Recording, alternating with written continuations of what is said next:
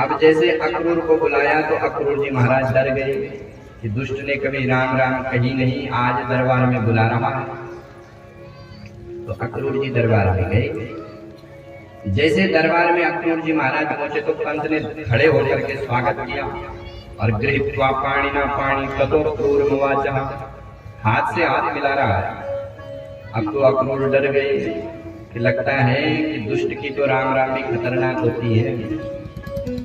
दुष्ट का विनम्र होना भी हानिकारक होता है। नवन नीच की अति दुखदायी, जो नीच व्यक्ति होता है उसका झुकना भी खतरनाक होता है। सर्प जब झुकता है तो काटने के लिए झुकता है, धनुष जब झुकता है तो बाण मारने के लिए झुकता है।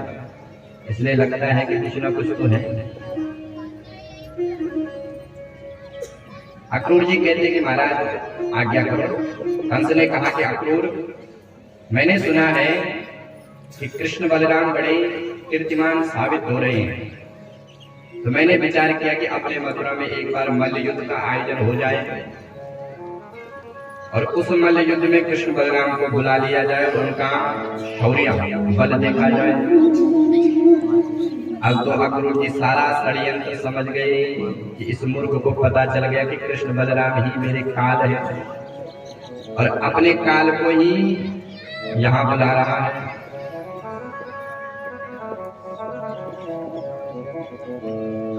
तो अक्रूर जी ने स्पष्ट तो नहीं कहा, लेकिन एक व्यंग भरी वाणी में कह दिया, मनोरथान करितुच्चैर जना देव हतानपि युज्यते हर्ष शोकाभ्याम ततो क्रूरमुवाच्यः।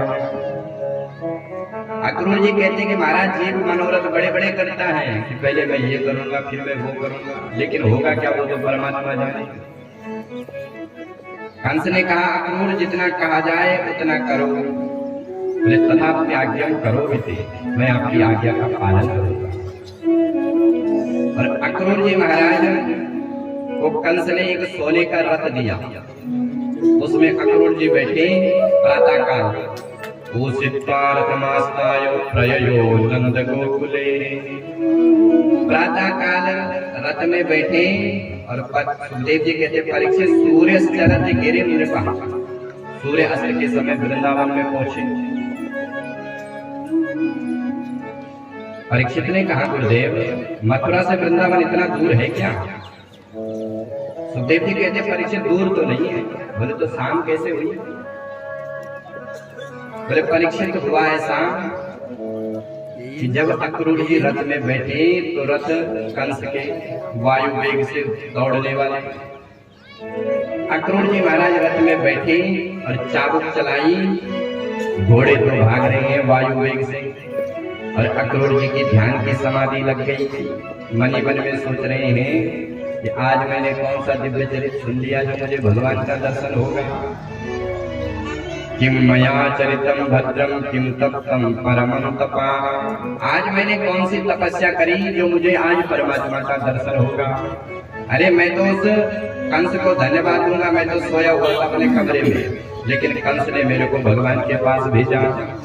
किम मया चरितम भद्रम किम तप्तम परमं तपा किम वार्तं विपदे धत्तं यदा दृक्षामद्य केशवम्, आज मुझे भगवान का दर्शन होगा। और रथ भाग रहे वायु वेग से। थोड़ी देर बाद अक्रूर की समाधि खुली तो रथ पहुंच गए महाराज दिल्ली। अब अक्रूर जी को लगा राम राम हम तो बहुत आगे आ गए, तो रथ को फिर मोड़ा पीछे की ओर और जैसे चाबुक मारा, घोड़े तो वायु वेग से दौड़ रहे हैं और अक्रूर जी की फिर से समाधि लग रही है।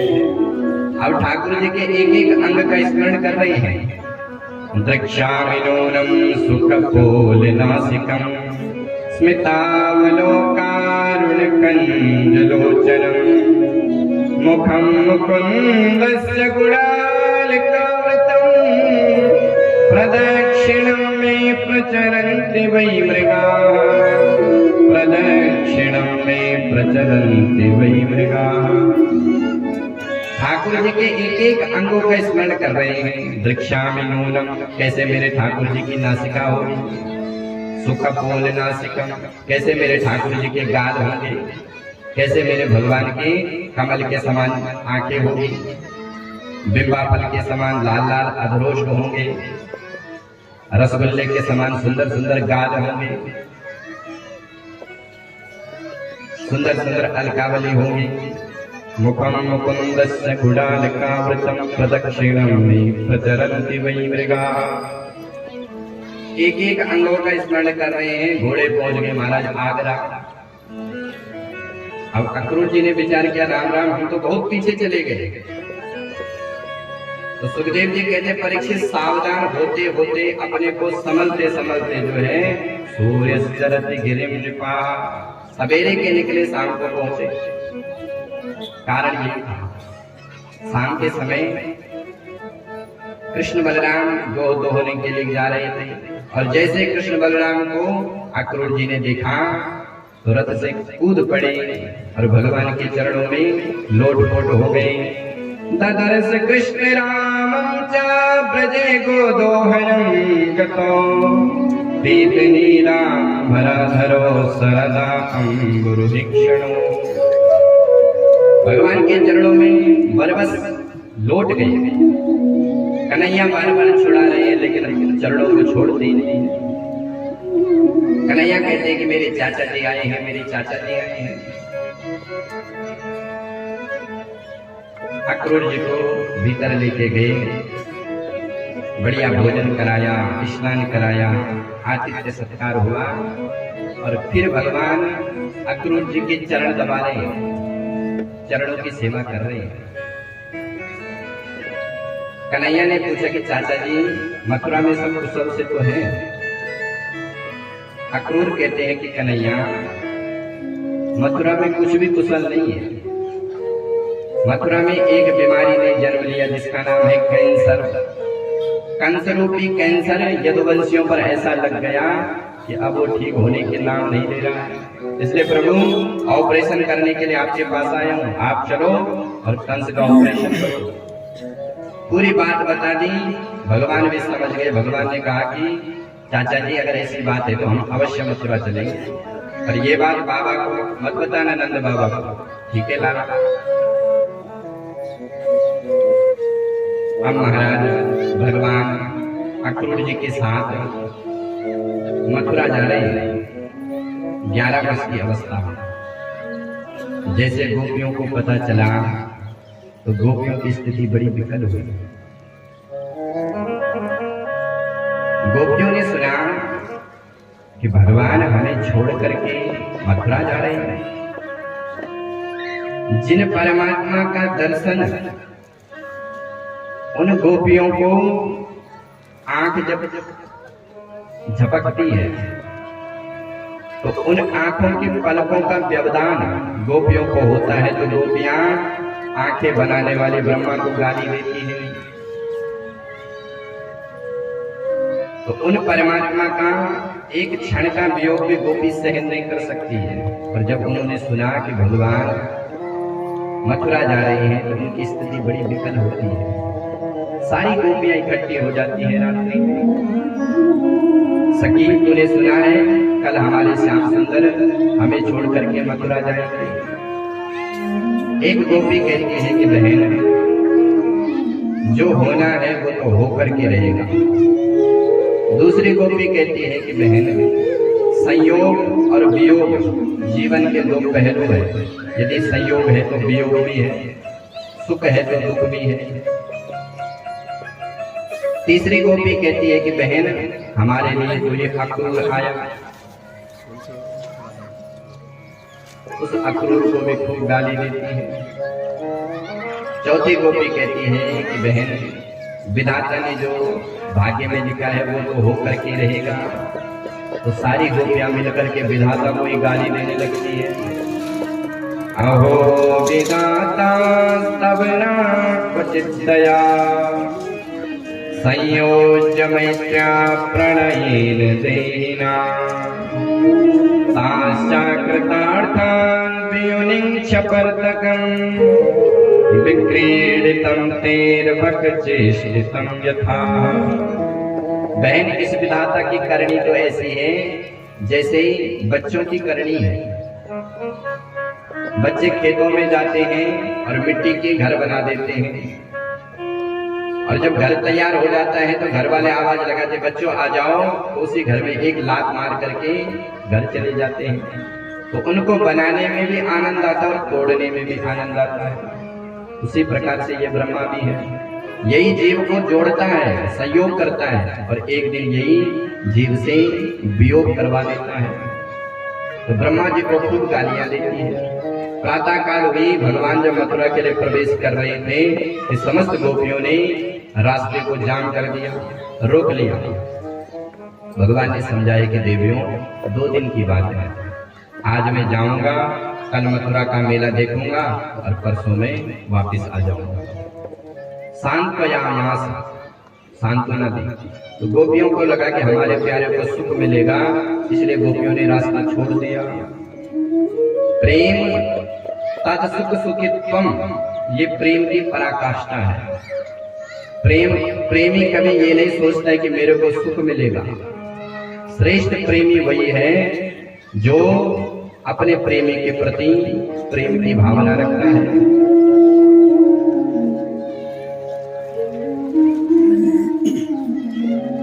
तद सुख सुखित्वम, ये श्रेष्ठ प्रेम है। प्रेमी कभी अपने प्रेमी के प्रति सुख की कामना नहीं करता है कि मेरा प्रेमी मेरे को सुख दे, बल्कि प्रेमी वही श्रेष्ठ है जो अपने प्रेमी को अपना सुख दे दे और उसके सुख में सुखी हो जाए। तो गोपियों को लगा कि हमारे प्यारे को सुख मिलेगा, वो मथुरा जाएंगे, मथुरा में उनका दर्शन सब करेंगे। तो गोपियों ने रास्ता छोड़ दिया। यावद लक्ष्य यदे की दुर्यावद रेणुरथस्य चाह, जब तक भगवान का रथ जा रहा है तब तक गोपियां निर्निमेष नयनों से उस रथ को निहार रही है। रास्ते में यमुना नदी पड़ती है। भगवान का मन हुआ कि चलो यमुना में स्नान करते हैं। भगवान ने कहा कि चलो दाऊ भैया यमुना में स्नान करते। अक्रूर जी से कहा, चाचा जी आप भी चलो। अक्रूर जी ने कहा कि भैया मैं स्नान नहीं करूंगा, तुम स्नान करो। तो भगवान जब स्नान करने के लिए गए तो अक्रूर भी आए, और अक्रूर को जो है भगवान ने यमुना के बीच में दर्शन दिया।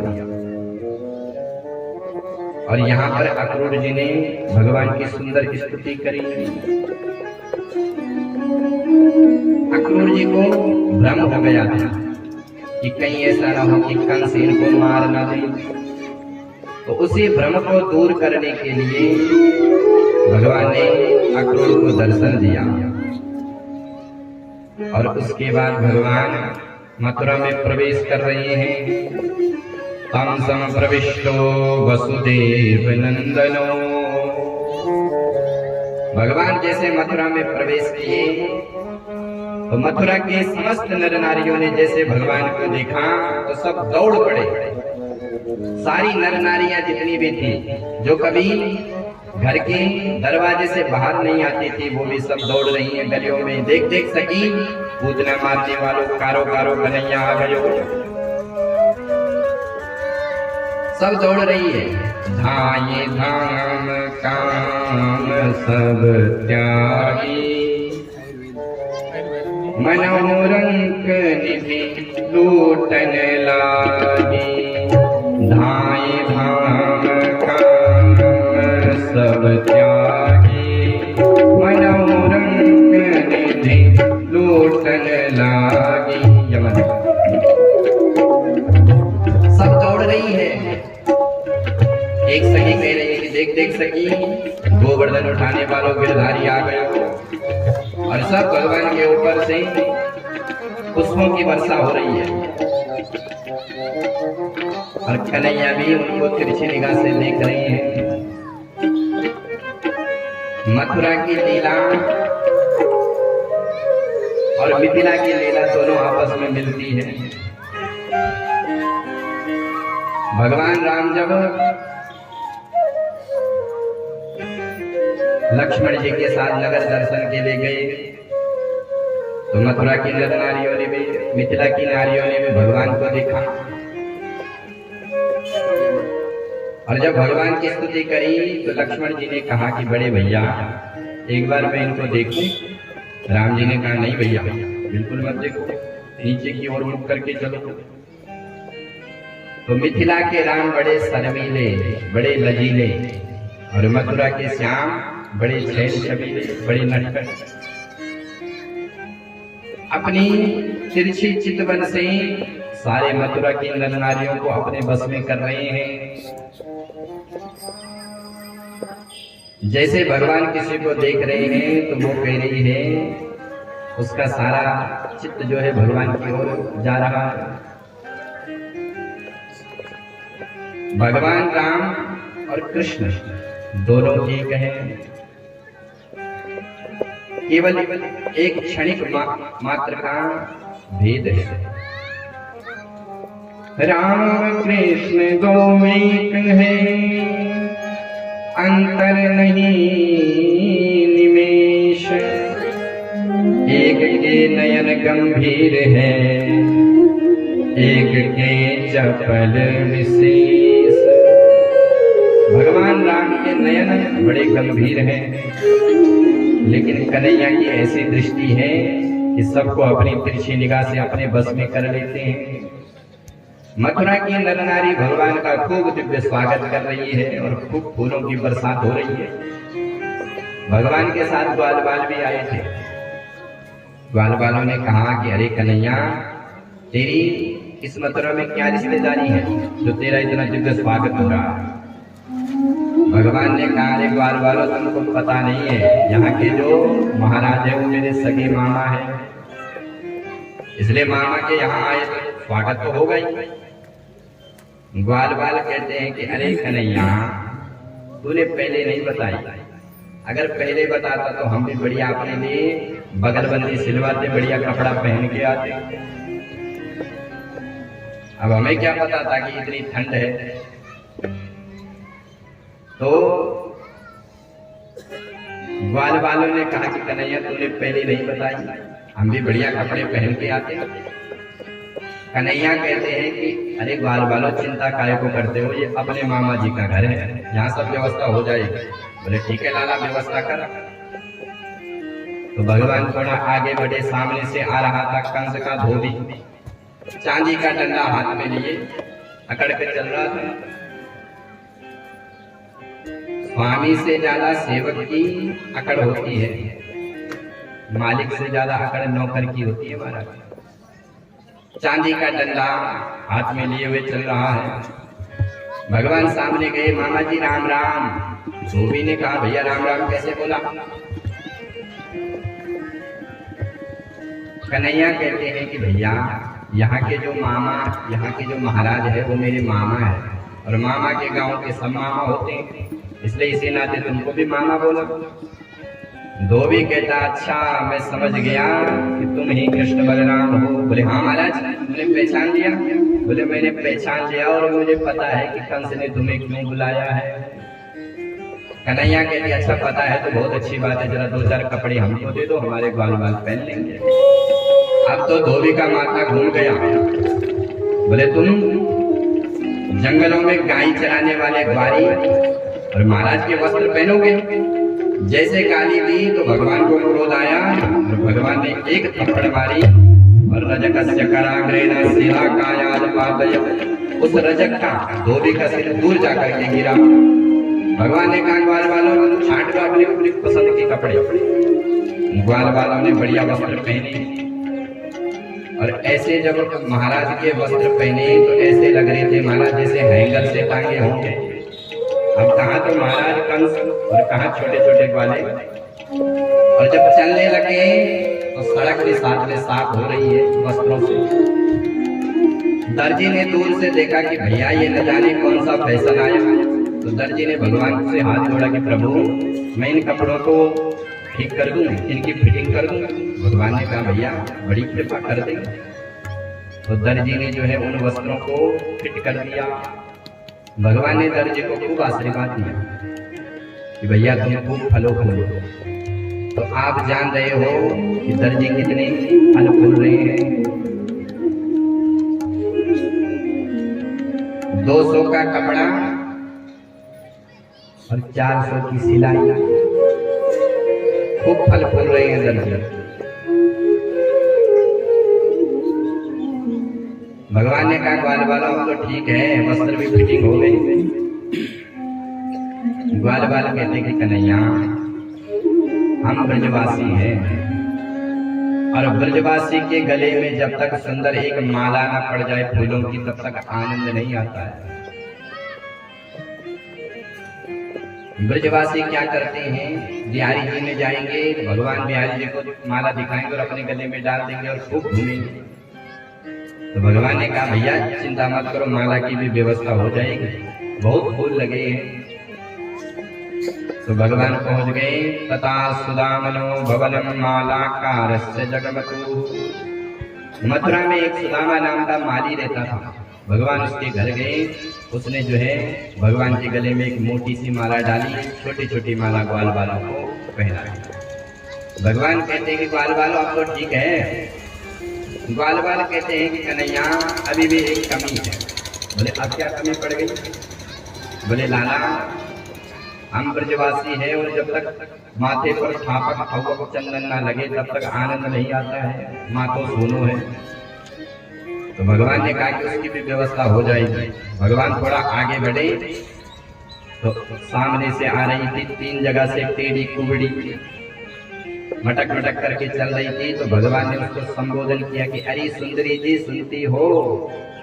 उसने पहली बार ये संबोधन सुना। जैसे उसने सुना तो भगवान के पास आई। बोले महाराज आपने याद किया? बोले हाँ सुंदरी। भगवान कहते कि देवी पहले तुम अपना परिचय दो, तुम कौन हो? तो कुबड़ी अपना परिचय दे रही है। दास्यास्म्यहं सुंदर कंस सम्मतां त्रिविक्रमाणां ह्यनुलेप कर्मणां मदभावितं भोजपतिरति प्रियं बिना युवां कोऽन्यतमस्तदर्हति। दास्यास्म्यहं सुंदर कंस सम्मतां। महाराज मैं कंस की दासी हूँ, मेरा नाम शैलेंद्री है। कंस के दरबार में मैं चंदन का काम करती हूँ, चंदन घिसती हूँ और भोजपति कंस को मेरा घिसा हुआ चंदन बहुत पसंद है। कन्हैया कहते कि अच्छा देवी जरा थोड़ा बहुत चंदन हम पे भी लगा दो। तो कुब्जा ने जो है भगवान के माथे पर चंदन लगाया। इतने में ग्वाल बाल भी कहते हैं कि जरा देवी हम पे भी लगा दो। तो सारा चंदन जो है उस कुब्जा ने भगवान के माथे पर लगा दिया और ग्वाल बालों में लगा दिया। अब जैसे भगवान जा रहे थे तो ग्वाल बालों ने कहा कन्हैया तूने सबको कुछ ना कुछ दिया, इस बिचारी को भी तो कुछ देते। भगवान ने कहा अच्छा ऐसी बात है। तो भगवान तुरंत कुबड़ी के पास गए, अपने दाहिने चरण के अंगूठे से कुबड़ी का बाएं चरण का अंगूठा दबाया और हाथ को ठोड़ी पर लगाया। ग्वाल बाल कहते हैं कन्हैया तुझे बुरो लगे चाहे भलो लगे, जोड़ी तो तुम दोनों की बहुत अच्छी दिख रही है। तू भी 3 जगह से टेढ़ो और ये भी 3 जगह से टेढ़ी। और जब तक ग्वाल बाल को परिहास करते तब तक भगवान ने एक झटका मारा और मुकुंद स्पर्शनाता सत्यो बभू प्रमदोत्तमे। एक ही झटके में कुबड़ी के तीनों कुबड़ गायब हो गए, बड़ी सुंदरी बनकर के प्रकट हो गई। भगवान से कहते कि प्रभु आप हमारे घर चलो। भगवान ने कहा देवी जी अवश्य चलेंगे और पहले मामा जी से मिल लेते हैं। अब तो महाराज जैसे ही भगवान का प्रभाव मथुरा वासियों ने देखा तो भगवान को कोई तांबूल हर जगह पर कुछ ना कुछ बट रहा है, कोई नमकीन खिला रहा, कोई तांबूल खिला रहा है। क्योंकि व्यापारियों का धर्म है कि जिस पक्ष में सत्ता होती है उसी पक्ष की जय जयकार करते हैं। और सब कुछ ना कुछ भगवान का दिव्य स्वागत हो रहा है। अब भगवान पहुंच गए दिव्य महासभागार में। दिव्य सभागार में भगवान पहुंचे। सभागार के दरवाजे पर कुबलया पेड़ नाम का हाथी रखा हुआ था, खड़ा था। भगवान ने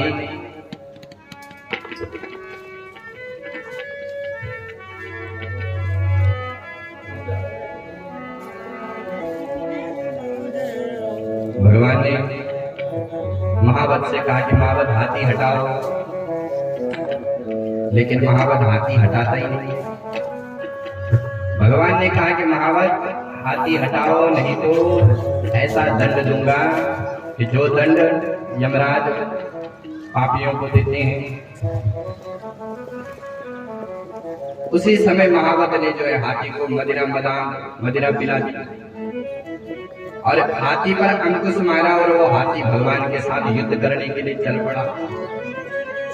भगवान ने भी हाथी को मौत के घाट उतारा और उसका एक दांत, हाथी का दांत उखाड़ करके अपने कांधे पर रखा और भीतर प्रवेश कर रहे हैं दिव्य सभागार में।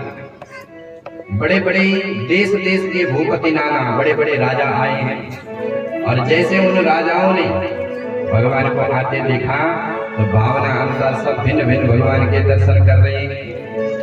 मल्लानाम सनेनाम नरवरः स्मरो मूर्तिमान गोपानां स्वजनो सतां क्षितिभुजा शास्त्रस्वपीत्रोशिषो मृत्युर्भोजपतेर्विराड विदुषं तत्त्वं परं योगिनां वृष्णीनां परदेवतेति विदितो रंगं गता साग्रजा। बड़े बड़े जो मल्ल युद्ध करने वाले थे, कड़िल वालों ने भगवान को देखा तो उनको साक्षात वज्र का दर्शन हुआ। मल्लानां सनेनाम नरवरः, स्त्रियों ने जब भगवान को देखा तो उनको साक्षात कामदेव का दर्शन हुआ। जो संत आए थे उन्होंने जब भगवान को देखा तो उनको साक्षात परब्रह्म की अनुभूति हुई, तत्व की अनुभूति हुई। मैंने भावना अनुसार सबने भगवान का भिन्न भिन्न दर्शन किया। जिनकी रही भावना जैसी, जिनकी रही भावना जैसी, जिनकी रही भावना जैसी, जिनकी रही भावना जैसी, प्रभु मूरत दिन देखत ऐसी, प्रभु मूरत दिन देखत ऐसी, जिनकी रही भावना जैसी, जिनकी रही भावना जैसी। महान रणधारियों ने जो भगवान को देखा तो उनको साक्षात वीर रस दिखाई दिया। देखिए रूप महान धीरा, देखिए रूप महान धीरा, मनहु वीर रस धरे शरीरा, मनहु वीर धर धरे शरीरा, विदुषन प्रभु विराट मैं देखा, विदुषन प्रभु विराट मैं देखा, बहुमुख कर पगलो जन सीसा, बहुमुख कर पगलो जन सीसा। जो बड़े बड़े विद्वान बैठे थे उन्होंने जब भगवान का दर्शन किया तो उनको विराट पुरुष का दर्शन हुआ। देवकी वसुदेव जी ने जब भगवान को देखा तो उनको वात्सल्य रस की अनुभूति हुई। सबको भगवान अपने अनुसार दिख रहे हैं, भावना के अनुसार, जैसे जिसकी भावना है। इसी सभागार में चाणूर नाम का दैत्य खड़ा हो गया। हे कृष्ण, तेरा बहुत नाम सुना है, चल मेरे साथ युद्ध कर। भगवान कहते कि चाणूर, तुझे थोड़ा बहुत शर्म है कि बेच खाई बाजार में, अरे तेरो कहा पहाड़ जैसो शरीरों में नेक सो छोरा, तो मेरे से युद्ध करने में तेरे को शर्म नहीं आएगी? चाणूर कहता है कि अरे कन्हैया काय को बातें बनाता है, तूने खेल ही खेल में इतने विशाल कुबलया पेड़ नाम के हाथी को मारा, तो अपने को बच्चा बताता है। न बालो न किशोरस्त्वं बलश्चा फलिनांबरा लीलयेभ्यो हतो येना सहस्रा तुभसत्वभृत्। खेल खेल में कुबलया पेड़ नाम के हाथी को मार दिया। कन्हैया कहते कि चाणूर मेरे बाबा ने मना कर रखी है कि किसी से झगड़ा मत करना, और तेरी ज्यादा इच्छा हो रही तो आजा मैदान में। फिर क्या था महाराज, चाणूर कूद गया मैदान में और भगवान के साथ भिड़ गया। बलराम जी ने देखा कि मेरे साथ कोई जोड़ीदार मिल जाता तो मैं भी मामा जी के अखाड़े में दो दो हाथ करता। तो बलिना सा मुष्टिका से बलराम भिड़ गया। भयंकर द्वंद्व युद्ध हो गया महाराज। हस्तयोर मध्वा पदभ्यां चैव पादयोः आरत्नीं द्वे आरत्नीभ्यां जानुभ्यां चैव जानुनी।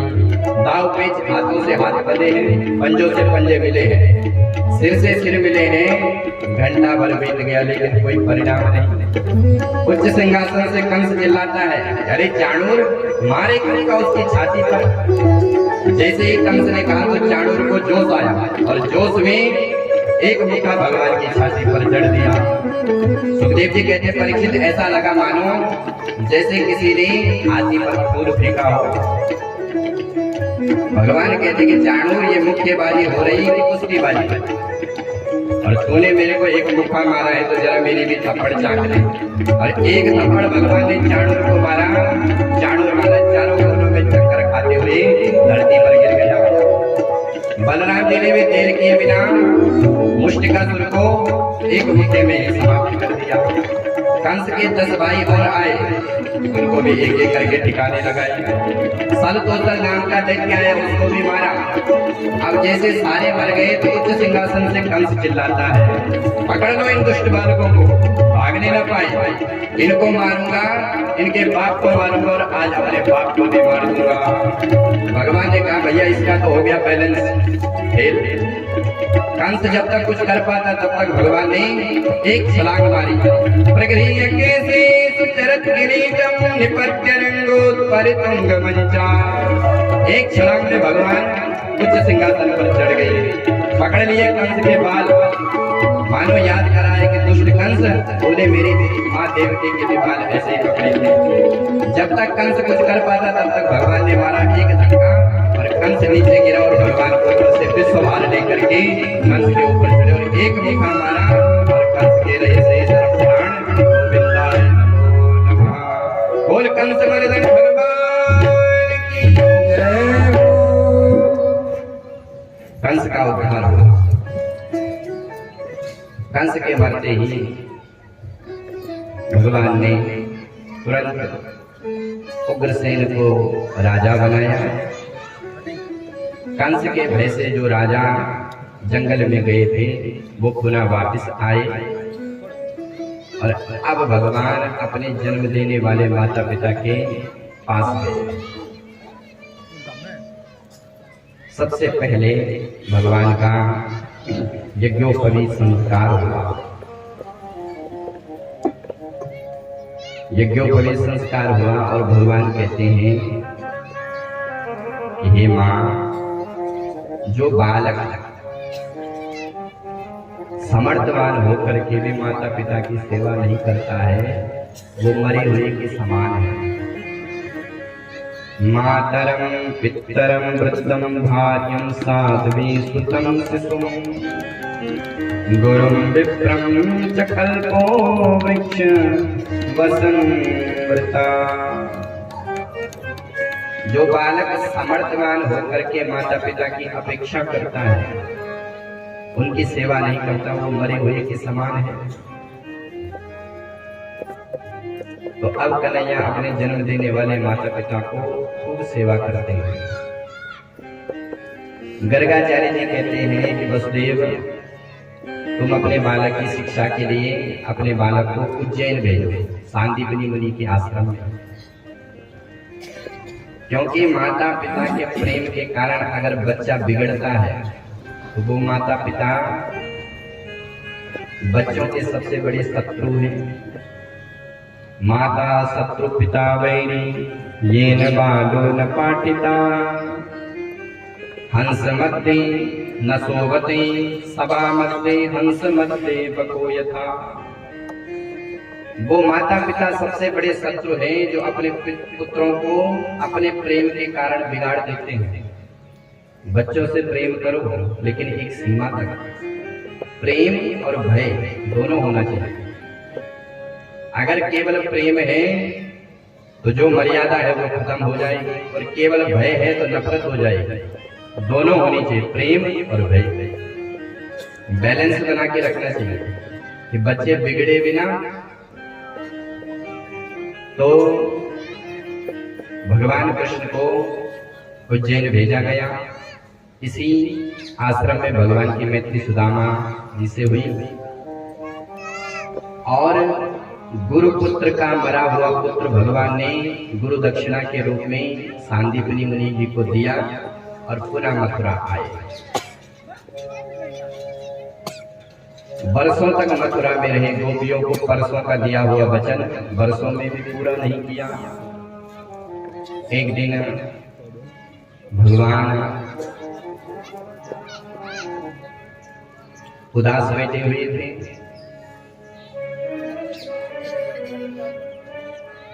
उद्धव जी ने भगवान को देख लिया। उद्धव जी भगवान के मित्र हैं। तो उद्धव जी ने जब भगवान को देखा तो उद्धव जी कहते कि प्रभु आप इतने उदास क्यों हैं? तो कन्हैया कहते कि हे उद्धव, मुझे ब्रज की बहुत याद आती है। भगवान कहते हैं ओधो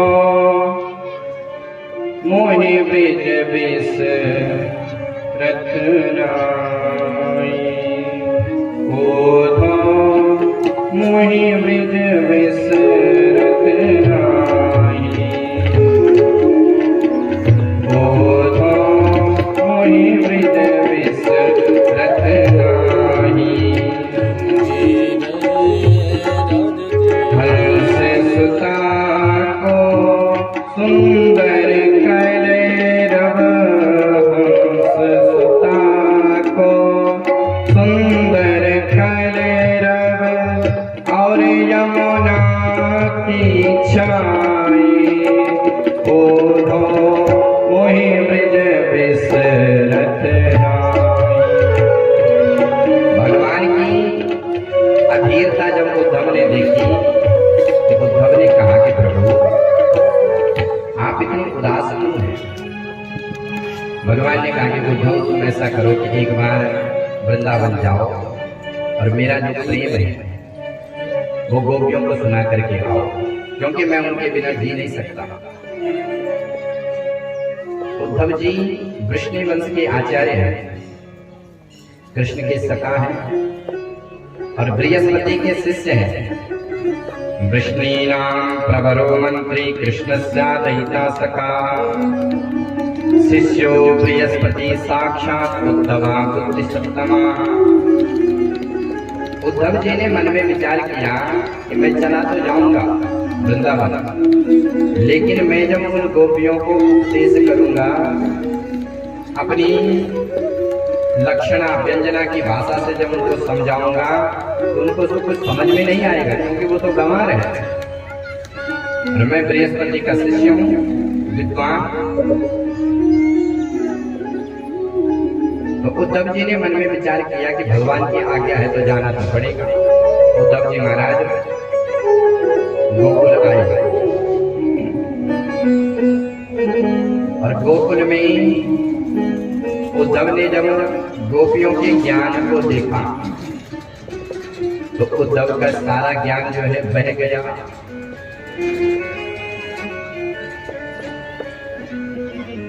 गोपियों ने भ्रमर गीत के माध्यम से उद्धव को दिव्य ज्ञान दिया। मधुबकित बंदो मास प्रसांग पत्निया। भ्रमर गीत बहुत सुंदर गीत है, और हमारे पास समय नहीं है, इसलिए संक्षिप्त में श्रवण करो, क्योंकि 3 तो बज गए, 7 मिनट बचे हैं और आप लोगों को अभी झांकी का भी दर्शन होगा। प्रेम से बैठे रहना। तो उद्धव ने जब गोपियों के प्रेम का वो दिव्य ज्ञान सुना भ्रमर गीत के माध्यम से, तो उद्धव का सारा ज्ञान बह गया। उधो सुदो है गयो इन गोपिन के बोल, ज्ञान बजाए डुमडुमी और प्रेम बजाए ढोल। अंत में उद्धव ने गोपियों की चरण की जो रज है वो अपने माथे से लगाई और गोपियों को प्रणाम किया। उद्धव जी कहते हैं, आशा चरण रेणु जुषामहं श्याम, वंदे नंद ब्रज स्त्रीणां पादरेणु भिणक्षसा, यासां हरकतोद्गीतं पुनाति भुवनत्रयम्। प्रणाम किया गोपियों को।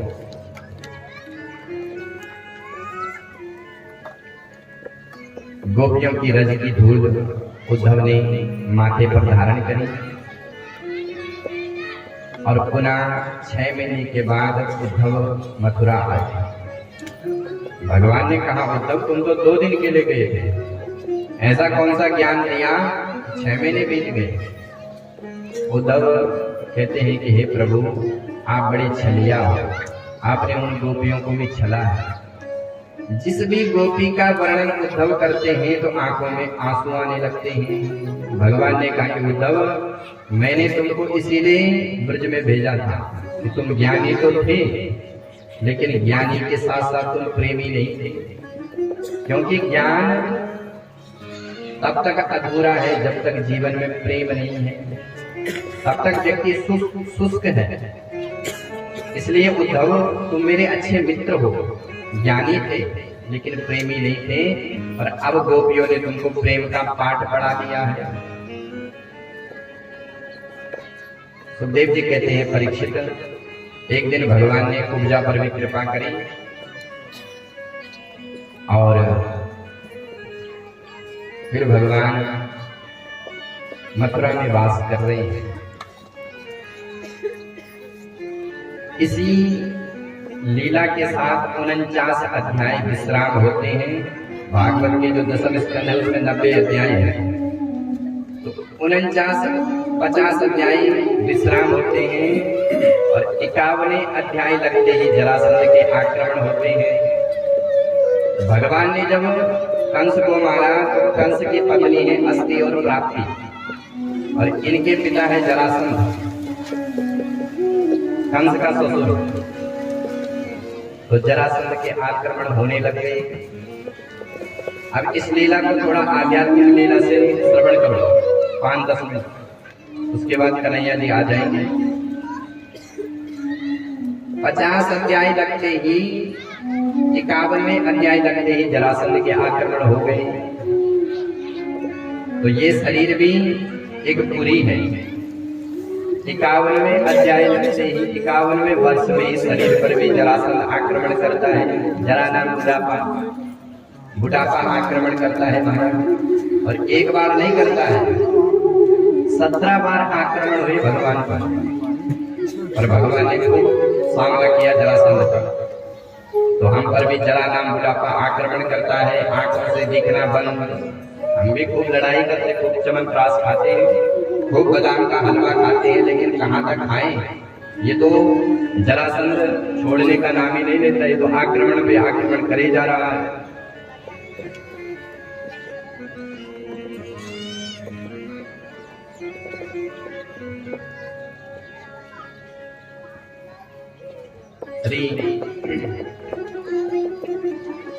तो महाराज जरासंध ने 17 बार आक्रमण किया, हम पर भी होता है बुढ़ापे का आक्रमण।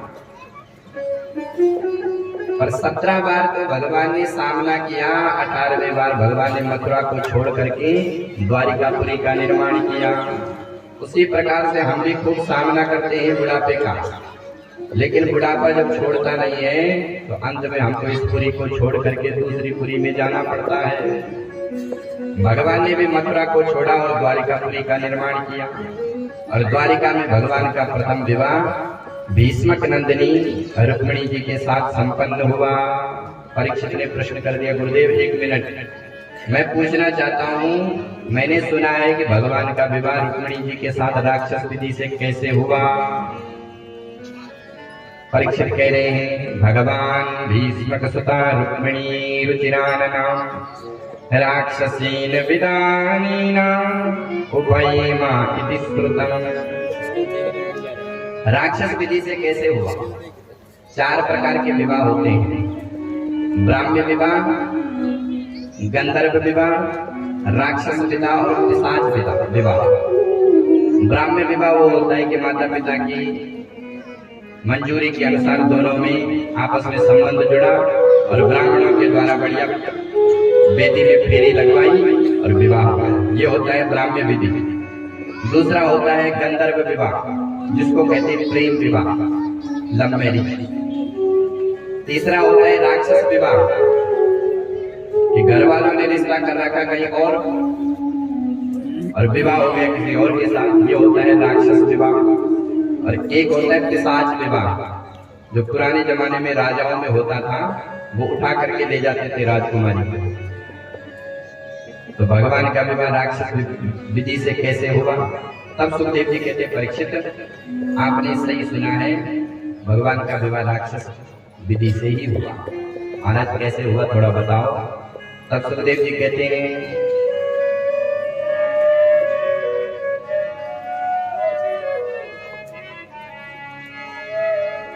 राजासी भीष्म को नाम विदर्भाधिपते महान तस्य पंचा भवन पुत्रा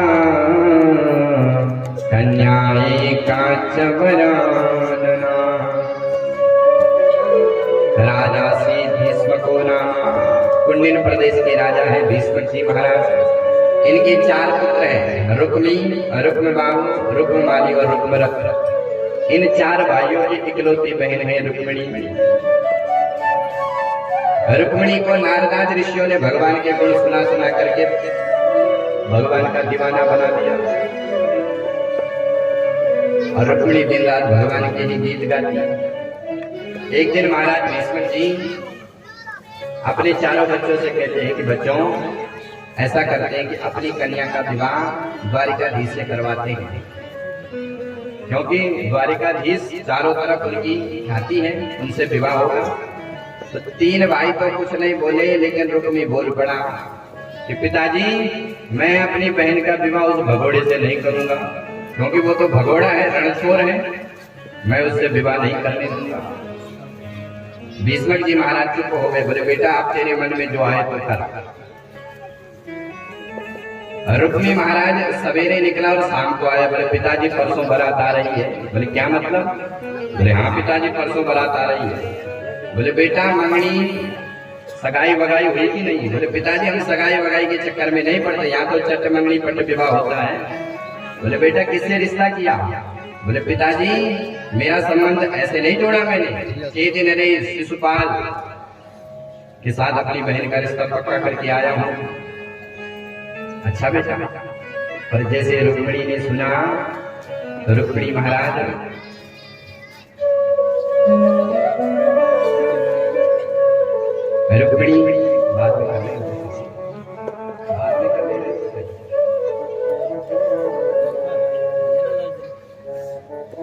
रुक्मिणी ने जैसे सुना कि मेरी परसों बारात आ रही है, तो रुक्मिणी तुरंत रोती रोती अपनी भाभीियों के पास गई। भाभीियों ने कहा कि बहन अगर तेरा संकल्प पक्का है तो कम से कम द्वारिकाधीश को पता तो चले, कम से कम एक पत्र तो लिख दे। तो रुक्मिणी ने एक सप्तश्लोकी पत्र लिखा, ब्राह्मण को बुलाया और कहा कि हे ब्राह्मण देवता, ये पत्र नहीं, ये मेरे प्राण है, इसको द्वारिकाधीश को सुनाओ। तो ब्राह्मण ने पत्र लिया और द्वारिका के दुर्ग में पहुंच गए। भगवान ने ब्राह्मण का खूब दिव्य स्वागत किया और कहा, ब्राह्मण देवता कैसे आना होगा। ब्राह्मण कहते हैं कि प्रभु देर मत करो, समय बहुत कम है। बोले क्या बात है? बोले प्रभु आपके लिए एक पत्र आया है, इसको पढ़ लो आप। भगवान कहते हैं कि ब्राह्मण तुम पढ़ो। ब्राह्मण देवता कहते हैं कि सरकार ये आपका प्राइवेट पत्र है, पर्सनल पत्र। तो भगवान कहते हैं कि हे ब्राह्मणों, मैंने कभी भी अपना गुप्त रहस्य ब्राह्मणों से नहीं छुपाया, तुम स्वयं पढ़ो। तो पंडित जी महाराज पत्र पढ़ रहे हैं, रुक्मिणी जी पत्र में लिख रही है, श्रुत्वा गुणान् भुवन सुंदर शृण्वतान्ते निर्विश्य कर्ण विवरैर् हरितोऽङ्गतापम् रूपं दृशादृशमतामखिलातलावम् त्वय्याच्युता विशति चित्रमपत्रमं मे। श्रुत्वा गुणान्, हे श्याम सुंदर, हे भुवन सुंदर, मैंने कभी आपको देखा नहीं, लेकिन आपकी कथा सुन सुन करके, नारदाद ऋषियों के द्वारा आपके गुण सुन सुन करके मैंने अपने हृदय में आपका एक चित्र बना लिया। प्रभु मैंने आपको ही अपना पति धारण किया है और मेरी परसों बारात आ रही है। सरकार देर मत करना, कहीं ऐसा ना हो कि शेर के भाग को गीदड़ न उठा के ले जाए। अब रुक्मिणी पत्र में प्रश्न भी कर रही है और पत्र में ही उत्तर भी दे रही है। रुक्मिणी कह रही कि सरकार जब आप आओगे तो मेरे भाई आपका विरोध करेंगे, भयंकर युद्ध होगा, लेकिन सरकार युद्ध मत करना। हमारी कुल की परंपरा है कि जब भी नववधू होती है वो देवी पूजा करने के लिए भगवती के मंदिर में जाती है, तो मैं भी जाऊंगी, वहीं पर तुम आना, वहां पर कोई नहीं होगा, वहीं से मेरे को अपने साथ लेके जाना। कुरुगो दुरस्त महिती कुलदेव यात्रां यस्या बहिर्नववधू गिरिजां वैद्या। भगवान ने भी तुरंत अपने 4 अश्वों को बुलाया, बलाहत सुमिक्रू नाम के अश्वों को बुलाया और रथ पर शाम के समय बैठा और कुंडिनपुर की ओर दौड़ लगाई। दाऊ जी ने जाते हुए देख लिया। दाऊ जी ने सेवकों को बुलाया कि भैया ये कन्हैया शाम के समय कहाँ जा रहा है। सेवकों ने कहा सरकार हमें कुछ पता नहीं है, लेकिन इतना पता है कि कुंडिन प्रदेश से एक ब्राह्मण आए और उनके हाथ में एक पत्र था। दाऊ जी कहते कि भैया आगे का कार्यक्रम हम सब जान गए, कुंडिनपुर में कल स्वयंवर है, रुक्मिणी का मंगल है और हमको पत्र नहीं आया, निमंत्रण नहीं आया, तो कन्हैया कुछ ना कुछ वहां गड़बड़ करेगा। तुम ऐसा करो कि बाराती बन करके तैयार हो जाओ और चलो मेरे साथ। इधर महाराज रुक्मिणी की बारात आ गई, ढोल नगाड़े खूब बज रहे हैं। जैसे बारात की आवाज रुक्मिणी ने सुनी तो रुक्मिणी का हृदय विदीर्ण होने लग गया, टूटने लग गया। अब रुक्मिणी का एक एक क्षण युगों के समान बीत रहा। इतने में ब्राह्मण को आते देखा और आने वाले की चाल से पता चलता है कि काम बना के आ रहा है कि बिगाड़ के। महाराज ब्राह्मण हाथों में खूब डंडा घुमाते हुए मूंछों पर ताव मारते हुए आ रहा है। रुक्मिणी ने दौड़ करके प्रणाम किया, सरकार क्या संदेश है? ब्राह्मण कहता है कि देवी संदेश तो कुछ नहीं लेके आया। बोले क्या मतलब? बोले उन्हीं को लाया हूं, तुम्हारा इंतजार हो रहा है देवी मंदिर में। अब तो महाराज रुक्मिणी ने 16 श्रृंगार किया। बारात तब तक पूरे गांव में पहुंच गई। उस बारात में जरासंध भी आया था और जरासंध ने भगवान को देख लिया। जरासंध ने शिशुपाल को समझाया कि शिशुपाल सावधान, ये छलिया है, कुछ न कुछ गड़बड़ करेगा। तो शिशुपाल के साथ जो बाराती आए थे उन्होंने कहा कि महाराज आप चिंता मत करो, हम बारात में लड्डू खाने के लिए थोड़ी आए, हम रक्षा करेंगे रुक्मिणी की, चिंता मत करो। तो रुक्मिणी तो 16 श्रृंगार किया और गिरजा मंदिर में पहुंच गई। इधर महाराज सेवकों ने भी पूरे मंदिर को घेर लिया। जितने भी सेवक थे सब रुक्मिणी की रक्षा के लिए पूरे मंदिर के चारों तरफ घेरा मार दिया। अब महाराज रुक्मिणी भगवती जगदम्बा की उपासना कर रही है और माता से प्रार्थना कर रही है, नमस्ते त्वाम्बिके भीक्षणं स्वसंतानिता शिव भूयात् पतिर्मे भगवन् कृष्णस्तदनुमोदते। हे माँ, हे भगवती, मैं आपकी पूजा कर रही हूँ और मुझे इस पूजा का फल एक ही देना कि मेरे पति श्याम सुंदर श्री कृष्ण द्वारिकाधीश हो। और जैसे रुक्मिणी ने मंत्र पढ़ा उसी समय हसीमाला मूर्ति मुस्कानी, मूर्ति मुस्कुरा पड़ी और भगवती के गले से माला खिसक करके रुक्मिणी के गले में पड़ गई। मानो भगवती ने आशीर्वाद दे दिया। मनु जानी राज्यो मिलऊं सोबरो सहज सुंदर सावरो करुणा निधान सुजान शील स्नेह जानत राव तेहि भांति गौरी असीस सुनि सहित हर सित हरि तुलसी भवानी पूजे पुनि पुनि मुदित मन मंदिर। रुक्मिणी जी को आशीर्वाद मिल गया और आशीर्वाद धारण करके रुक्मिणी जैसे मंदिर के बाहर आई तो बाहर का दृश्य देखा महाराज, हजारों सैनिक। रुक्मिणी मनी मन सोच रही है कि मैंने तो पत्र में लिखा था कि वहां पर तो कोई नहीं होगा, यहाँ पर तो हजारों सैनिक हैं। अब मैं अपने श्याम सुंदर को कैसे ढूंढूंगी, लेकिन मन में सोचती है कि मेरे श्याम सुंदर तो सबसे अलग होंगे, मैं उनको ढूंढ लूंगी। तो भगवती रुक्मिणी ने चारों तरफ अपनी दृष्टि डाली। अब जितने भी सैनिक थे वो सब रुक्मिणी के सौंदर्य को देखते हैं और अपने को ही भूल जाते हैं कि हम यहाँ पर क्यों आए हैं। एक सैनिक कहता है कि देख देख कितनी सुंदर चाल है, दूसरा कहता है कि अरे तू चाल देख रहा है, गले का देख कितना सुंदर हार है, तीसरा कहता है कि मूर्ख तो हार देख रहा है, देख कितने सुंदर दिव्य बाल है, बादलों के समान दिव्य बाल है। रुक्मिणी के एक एक लक्षित चिन्हों का चित्रण सेवक आपस में करते हैं और रुक्मिणी सबके बीच में अपने श्याम सुंदर को ढूंढ रही है। और जिस सेवक पर दृष्टि रुक जाती है वो भी अपने कॉलर खड़े कर देता है कि हम भी किसी से कम नहीं। और जैसे भगवान ने रुक्मिणी को देखा, रुक्मिणी ने भगवान को देखा तो सबके सामने भगवान आगे बढ़े, रुक्मिणी का हाथ पकड़ लिया। सेवक कह रहे देख देख कितनी सुंदर जोड़ी है। और भगवान ने रुक्मिणी का सबके सामने हाथ पकड़ा और रथ पर बिठा दिया। सेवक कह रहे देखो रथ कितना सुंदर है, सोने का रथ है।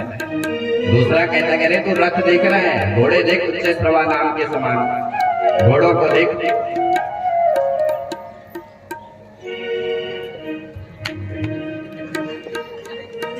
उच्च प्रभा नाम के समान घोड़े हैं। इतने में भगवान ने मारी चाबुक और घोड़े दोनों ग्यारह हो रहे हैं। सेवक करे देख देख घोड़े कैसे भाग रहे हैं। जब घोड़े बहुत दूर चले गए तो सेवकों ने कहा कि भैया हम यहाँ पर क्यों आए थे। एक कहता है कि याद आया रुक्मिणी की रक्षा के लिए आए थे। बोले तो रुक्मिणी कहाँ चली गई। इतने में रुक्मिणी के साथ जो सखी आई थी